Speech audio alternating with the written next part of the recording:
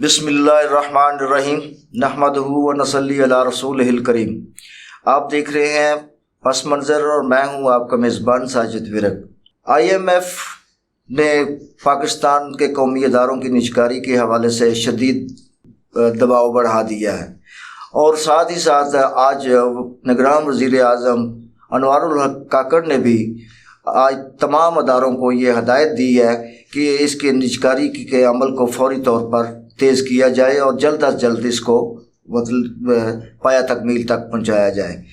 سب سے پہلی بات تو یہ ہے کہ یہ جہاں تک میں جانتا ہوں یا میرے علم میں ہے کہ کوئی بھی نگران حکومت یہ اس قسم کا کوئی بھی انیشیٹو نہیں لے سکتی۔ یہ منتخب حکومت کا کام ہے کسی ادارے کو پرائیویٹائز کرنا یا کسی ادارے کو اپنا نیشنلائز کرنا۔ تو یہ ایک عبوری حکومت ہوتی ہے، کیئر ٹیکر سیٹ اپ ہوتا ہے، نگران سیٹ اپ ہوتا ہے۔ یہ اس کا استحقاق نہیں ہے کہ یہ اس کو اس کی نجکاری کرے یا کسی ادارے کو قومی آئے۔ تو سوال یہ پیدا ہوتا ہے کہ آخر یہ ایسا کیوں ہو رہا ہے؟ کیا عالمی مالیاتی ادارہ جس کو انٹرنیشنل مانیٹرنگ فنڈ کہا جاتا ہے آئی ایم ایف، کیا وہ اس قدر پاکستان کے اندر دخل اندازی کرتا ہے کہ اس کے بغیر پاکستان چل نہیں سکتا، یا پاکستان جو ہے کوئی بھی حکمران جو ہے اس کی بات کو ٹالنے سے ٹال نہیں سکتا؟ تو اس سے پہلے جو تجربہ ہوا ہے وہ کوئی اتنا اچھا نہیں ہے، اس بات پہ بعد میں بات کریں گے۔ اور ایک چیز میں ذرا تھوڑا سا انہوں نے کچھ آئی ایم ایف کو جو پلان شیئر کیا تھا نجکاری کے حوالے سے، اس میں ذرا تھوڑا سا نگران حکومت نے جو ہے 2 ایل این جی جو پاور پلانٹس ہیں ان کے حوالے سے ذرا تھوڑا سا اپنا جو ہے ثابت قدمی کا مظاہرہ دکھایا ہے، اور اس کا جو ہے فی الحال اس کی نجکاری کرنے کا فیصلہ جو ہے وہ ترک کر دیا، اور آئی ایم ایف کو یہ کہا ہے کہ یہ ہم نہیں کر سکتے کیونکہ اس پہ اچھا خاصا ٹائم ہمیں درکار ہے، اور جو کہ ہم اپنے جو ٹینیور ہے، جو ہمارا کیئر ٹیکر سیٹ اپ کا ٹینیور ہے، اس دوران ہم اس کو پایہ تکمیل تک نہیں پہنچا سکتے۔ البتہ یہ منتخب حکومت جو ہے وہ آ کے اس کام کو کرے گی۔ اب وہ 2 پاور پلانٹس جو ہیں وہ ایک تو اپنا حویلی بہادر شاہ ہے اور دوسرا بلو کی پاور پلانٹس ہیں۔ یہ دونوں ایل این جی کے پاور پلانٹس ہیں، اور ان کی نجکاری کو فی الحال جو ہے وہ روک دیا گیا ہے۔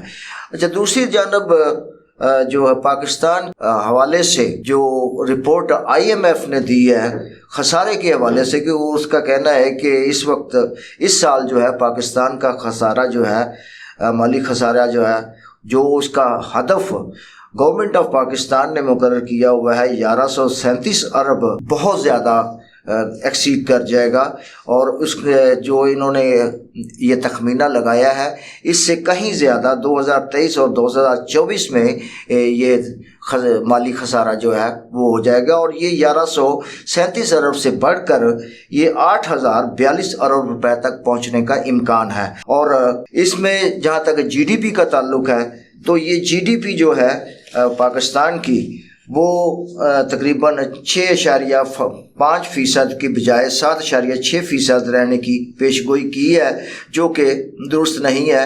اور قرضوں کی شرح کا جہاں تک تعلق ہے وہ بھی 60% کے قانونی ہدف کے بجائے 72.2% رہے گی۔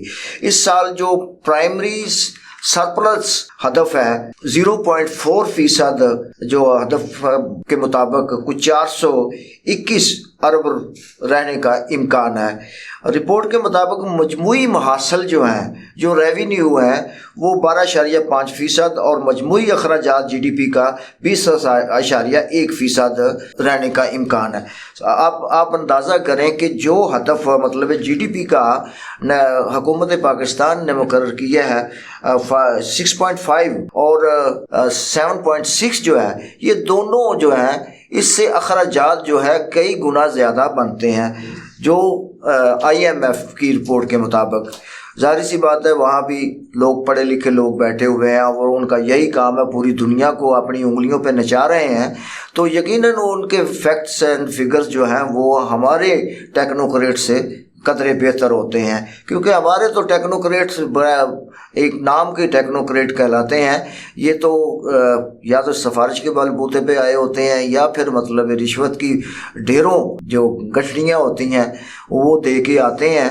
तो इनका विजन और इनकी जो नॉलेज है या मतलब इनकी जो एजुकेशन है वो उस लेवल की नहीं होती। जो हमारे पाकिस्तान की करीम होती है वो ऑलरेडी हमारे उन जो आलमी मालियाती अदारे हैं उन्हीं में काम कर रही होती हैं। अब आप देखें कि पाकिस्तान के जितने भी बड़े बैंक्स हैं या बड़ी भी मल्टी नेशनल्स कंपनियां हैं, वहाँ जो ख़ास तौर पे माहिर इक़्तिसादियात हैं, मुआशियात हैं, वहाँ तमाम तकर्रियाँ जो हैं वो बैरून मुल्क से ली जाती हैं। वो बैरून मुल्क का वही अदारे हैं जो मालियाती अदारे हैं जिनको इंटरनेशनल मॉनिटरिंग बैंक कहा जाता है या मतलब अपना एशियाई डेवलपमेंट बैंक है, दीगर मालियाती अदारे हैं जो इंटरनेशनल हैं, उन्हीं से इन लोगों को लिया जाता है। हालांकि वो वहाँ पे कम ओहदे पे होते हैं लेकिन उनका तजर्बा इस कदर ज़्यादा होता है कि उनको पाकिस्तान के अंदर किसी भी बैंक में प्रेसिडेंटशिप मिल जाती है। तो बाहर का ये एडवांटेज होता है इन लोगों को कि यहाँ से कोई मतलब छोटी मोटी नौकरी करते हैं पैसे किसी बैंक में या मल्टीनेशनल कंपनी में और फिर उसके बाद बैरून मुल्क चले जाते हैं और वहाँ जाके किसी जगह पे कंट्री हेड बन गया, किसी जगह पे कुछ बन गया, किसी जगह एक छोटे बैंक में। अभी हाल ही में तकरीबन 4-5 साल गुजार के गए हैं नेशनल बैंक ऑफ पाकिस्तान में आरिफ उस्मानी प्रेसिडेंट। तो वो साउथ एशिया में एक मामूली मतलब एक डिवीजनल हेड के तौर पे किसी बैंक में काम करता था और उसका तजर्बा जो ऑपरेशन का था वो भी कोई इतना ज़्यादा नहीं था। वो SME का काम करता था। SME में वो बहरहाल माहिर था, स्मॉल इंडस्ट्रीज बेस्ड जो मतलब लोन वगैरह दिए जाते हैं, तो उनका एक्सपीरियंस था। लेकिन इमरान खान ने उसको ला के यहाँ पे वो बैठा दिया तो वो कोई ख़ास कारकर्दगी का मुजाहरा नहीं कर सका। अब सवाल ये पैदा होता है कि निजकारी जो की जा रही है ये किस बुनियाद कर रहे हैं, इससे पाकिस्तान को क्या फ़ायदा होगा। मैं कल के प्रोग्राम में भी ये बात वाज़ह कर चुका हूँ कि इससे पहले भी पाकिस्तान के 4 बड़े बैंकों को जो है प्राइवेटाइज़ किया गया। हबीब बैंक को प्राइवेटाइज़ किया गया, MCB को प्राइवेटाइज किया गया, UBL को प्राइवेटाइज किया गया, अलाइड बैंक को प्राइवेटाइज किया गया। उसका पाकिस्तान को क्या फ़ायदा हुआ? अच्छा, पाकिस्तान को अवाम को बल्कि नुकसान हुआ है। जो लोग उन अदारों में काम कर रहे हैं आज उनकी हालत जाके देखें तो वो बेचारे इतनी कसम पुर्सी की ज़िंदगी गुजार रहे हैं। और दूसरे नंबर पे पाकिस्तान को यानी रियासत पाकिस्तान को वो रेवेन्यू भी नहीं मिल रहा जो ये सालाना अपना प्रॉफिट शो करते हैं, वो कॉस्मेटिक प्रॉफिट होता है। अच्छा, ये जितने भी तजारती अदारे हैं जितने भी हैं वो पाकिस्तान के अंदर ये बदनसीबी है हमारी कि हम हर मामले में 2 नंबरी का शिकार हैं। तो हमारे आम एक दुकानदार से लेकर के बड़े अदारे तक जो है वो भी अपनी हिसाब किताब की बुक्स है तो वो भी डबल बनाता है, एक दिखाने के लिए होती है, एक अपने लिए होती है। अब इसी तरह स्टेट को जो ये बैंक जो हैं ये जो जिस प्रॉफिट पे अपना रेवेन्यू देते हैं, टैक्स देते हैं, वो और होता है और जो ओरिजिनल होता है वो और होता है। लेकिन उसके मुकाबले में जो उन अदारों में काम करने वाले लोगों का हाल है, आप जाके देखें कि MBA पास लड़के हैं जो इस वक्त 22-23 हज़ार रुपए के पर नौकरी करने पर मजबूर हैं। क्या वजह है कि पाकिस्तान के अंदर बेरोज़गारी है और वो मजबूर हैं कि चलो समथिंग बेटर दैन नथिंग वाले फार्मूले के तहत कि चलो ना होने से कुछ होना बेहतर है, तो वो बेचारे काम कर रहे हैं। इसी तरह बच्चियाँ हैं हमारे मतलब कल को उन्होंने इस आने वाली नस्ल की माँ बनना है, उनकी बहुत सारी रिस्पॉन्सिबिलिटी है, लेकिन हम उनके साथ क्या सलूक कर रहे हैं। और ये रियासत की नाअहली की वजह से ये सारा कुछ हो रहा है। या तो चलो रियासत को कोई फ़ायदा पहुंच रहा हो ना तो तब भी बंदा सेक्रीफाई करता हुआ, आवाम सेक्रीफाई करते हुए कोई अच्छी लगती है, लेकिन जब आवाम से ही कुर्बानी मांगते हैं तो रियासत को क्या फ़ायदा है। रियासत को फ़ायदा उसी सूरत में होगा जब आपकी आवाम जो है मुस्तहकम होगी, मुआशी तौर पे मुस्तहकम होगी, आसूदा ज़िंदगी गुजार रही होगी, खुशहाली होगी, वही वही, क्योंकि सेहतमंद इंसान का जहन, सेहतमंद बॉडी इंसान की जो है वही परफॉर्म कर सकती है। अगर आपके अंदर कोई वो सलाहियत नहीं है, ज़हनी सलाहियत नहीं है, जिस्मानी सलाहियत नहीं है, तो आप किसी भी अदारे में, किसी भी शोबे में परफेक्ट काम नहीं कर सकते। तो आपने लोगों को मफलूज कर दिया है। और दूसरी बात यह है कि इस वक्त जो है तमाम प्राइवेट बैंकों में जो माहौल क्रिएट किया गया है, ख़ास तौर पे हमारी बच्चियों के हवाले से, वो कहते हैं कि बच्ची आपकी एक हो या आपकी 10 हो, कौम की बच्चियां जो हैं हमारे मुआशरे के मुताबिक, इस्लामिक मुआशरे के मुताबिक, अपनी बीवी के अलावा तमाम ख़वातीन जो है वो काबिल एहतराम है। बीवी भी काबिल एहतराम है, सॉरी से कि बीवी ये काबिल एहतराम नहीं होती, लेकिन वो उसका एक अपना रिश्ता होता है। वरना तमाम जो है, क्योंकि वो आपके अक़द में आ जाती है, इसलिए आपका रिश्ता अलग हो जाता है। बाकी तमाम ख़वातीन जो हैं वो आपकी माएँ हैं, बहनें हैं, बेटियाँ हैं। तो मैं ये समझता हूँ कि हमारी बेटियों को जो कल्चर इन बैंकों में दिया जा रहा है, जिस तरह उनको टिप टॉप रहने की मतलब कंडीशन लगाई गई है, आप अगर मेरी बात पे किसी को यकीन नहीं आता तो आप लोग ब्रांचेस का विज़िट करें और आप देखें और उन बच्चियों से पूछें। उन बच्चियाँ बताएंगी कि अंकल हम अपनी मर्ज़ी से ऐसा नहीं कर लिबास पहन रही, हमें मजबूर किया जाता है, हमारे जो ऑफिसर्स हैं, हाई ऑफिशियल्स जो हैं वो हमें मजबूर करते हैं। अगर इससे भी ज़्यादा अगर आपने देखना है, ये तो मैं आप लोकल सतह पे छोटी छोटी ब्रांचेस की बात कर रहा हूँ। आप अगर कराची चले जाएँ, हेड ऑफिस जो है जो हबीब बैंक प्लाजा है आई चुंदरीगढ़ रोड पे, वहाँ सुबह 8:30 बजे से 9 बजे तक आप देखें तो आपको ऐसा एहसास होगा जैसे आप कहीं आई चुंदरीगढ़ रोड कराची में नहीं है, बल्कि यूरोप के किसी जगह पे मौजूद हैं। तो इस तरह का माहौल क्रिएट किया गया है और हमारी बच्चियों के ऐसी मतलब तरबियत दी जा रही है वहाँ पे, अपनी आँखों की बढ़ास को मतलब अपनी आँखों को तरोताज़ा रखने के लिए जो सो कॉल्ड मुस्लिम हैं, जो बाहर से तालीम हासिल करके आए हैं, जिनको अपने घरों की चार दीवारी के अंदर अपनी बहू बेटियाँ नज़र नहीं आती, वो इस कदर बेगैरत और बेशर्म हो चुके हैं कि वो पूरी कौम की माँ बेटियों को जो मजबूरी के तहत अपने घरों से बाहर निकलती हैं, उनके जज्बात से खेलते हैं, उनकी इज़्ज़त से खेलते हैं। ये भी इज़्ज़त से खेलने वाली बात है। इज़्ज़त को दागदार करने से सिर्फ इज़्ज़त दागदार नहीं होती, जब औरत के सर से दुपट्टा उतार दिया जाए वो इज़्ज़त से महरूम हो जाती है, वो काबिल इज़्ज़त नहीं कहलाती। ये बहुत सारी बातें हैं, मैं इस पर फिर कभी बात करूँगा। लेकिन गैस की कीमत में भी आपको हैरानगी होगी कि 200% इजाफे की समरी जो है वजारत पेट्रोलियम को भिजवा दी गई है। 200%, यानी गैस की कीमतों में 200% इजाफे की समरी के वजारत पेट्रोलियम और गैस है उसको भिजवा दी गई है। घरेलू सार्फिन के लिए जो है वो 172% में जो है गैस महंगी करने की तजवीज़ दी गई है। इसी तरह वजारत पेट्रोलियम के ज़राए के मुताबिक गैस की कीमतों में 200% तक इजाफे की समरी के अलावा जो प्रोटेक्टेड गैस जो सार्फिन है, प्रोटेक्टेड गैस सार्फिन जो है उनको फिक्स्ड माहाना चार्जेस जो है वो उसको भी बढ़ाने की तजवीज़ दी गई है। जो चार्जेस पहले फिक्स चार्जेस 10 रुपये थे, जो 10 रुपये से एकदम 400 रुपये कर दिए जा रहे हैं। तो घरेलू सार्फिन के लिए जो है वो 172%, जैसा कि मैं पहले भी अर्ज़ कर चुका कि उसमें इजाफा किया जा रहा है। और हैरानकुन बात यह है कि अब ये प्राइवेटाइजेशन के पीछे हाथ धो के पड़ गए हैं। अब प्राइवेटाइजेशन जो है वज़ीर आज़म की, मुझे इस बात से हैरत है कि पहले तो तुम्हारा मैंडेट ही नहीं है कि तुम इस तरह की कोई बात करो, IMF से कोई ऐसे मुआहदे करो।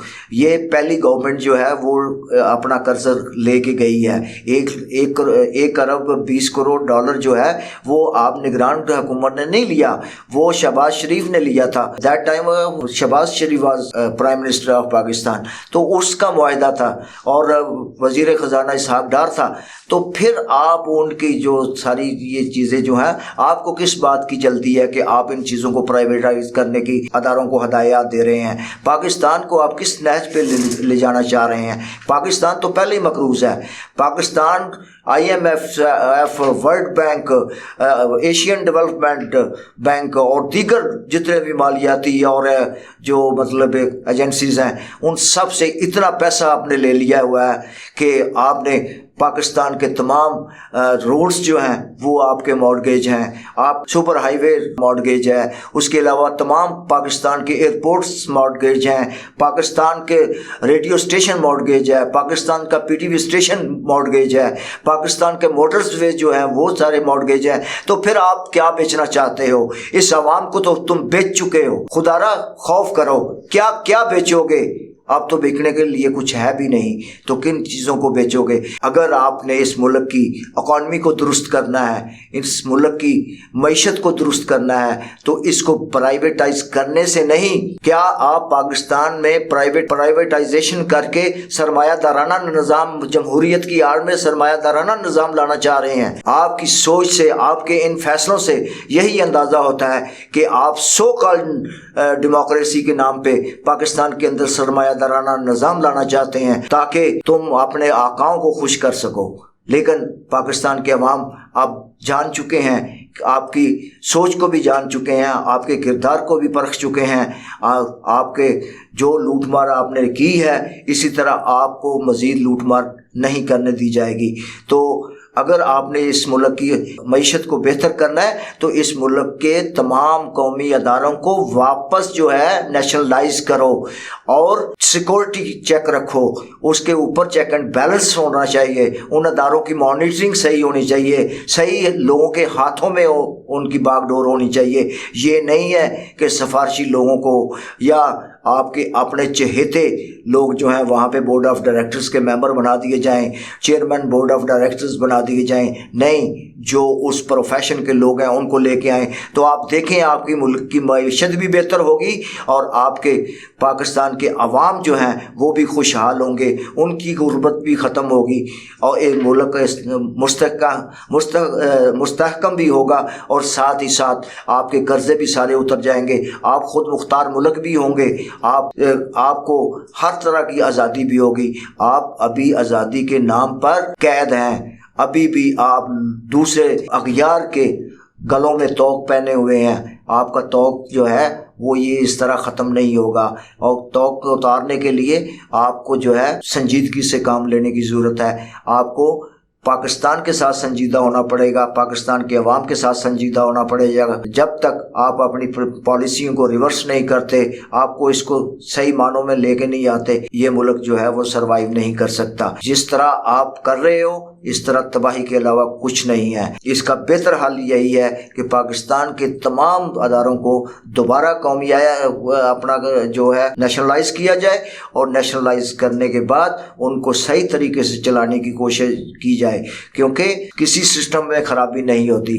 खराबी होती है उसको चलाने में। हर उस निज़ाम को बेहतर किया जा सकता है जिसमें खराबी पैदा कर दी जाए। आप लोगों ने निज़ाम में खराबी पैदा की है और अब आप ही की जिम्मेदारी है कि उस खराबी को दूर करें। जब आप ये फैसला कर लेंगे कि हमने तमाम खराबियों को दूर करना है तो अवाम भी आपका साथ देगी।